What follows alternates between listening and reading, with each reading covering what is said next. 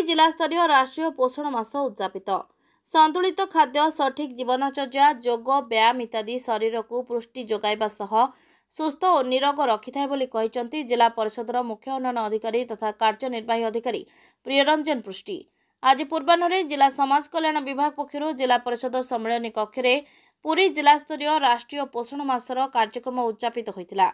एथिरे जोगदेई बंचिबा पई खाद्य और पानीय निहाती आवश्यक, किंतु संतुलित और समन्वित खाद्य शरीर पई अत्यंत उपकारी और उपयोगी होइथाय। केवल शिशु माने नुहंती, बयस निर्विशेष समस्तों पई उपयुक्त पोषणर आवश्यकता रही बोली से कहिथिले। एडीएमओ डाक्तर ललाटेन्दु मिश्र, सूचना और लोकसंपर्क उपनिर्देशक संतोष कुमार सेठी, जिला शिशु सुरक्षा अधिकारी मनोज कुमार त्रिपाठी प्रमुख जोगदेई सठिक पोषण अभाव शिशुठारु वयस्क पर्यंत विभिन्न रोग आक्रांत होगा सह दुर्बल होइथांती।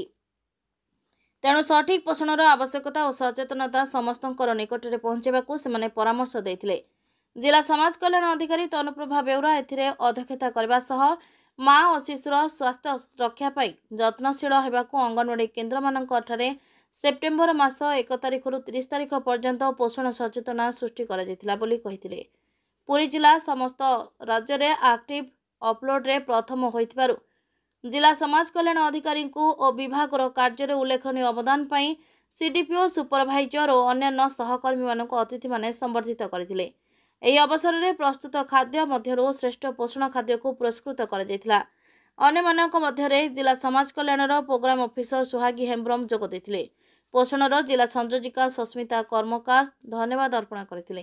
कार्यक्रम में सीडीपीओ, अंगनवाड़ी कर्मी ममता और मिशन शक्तिर डीपीसी स्वयं सहायक गोष्ठीर सदस्य प्रमुख सहयोग करथिले। पुरीरू प्रसन्न कुमार को रिपोर्ट, मंथन लाइव।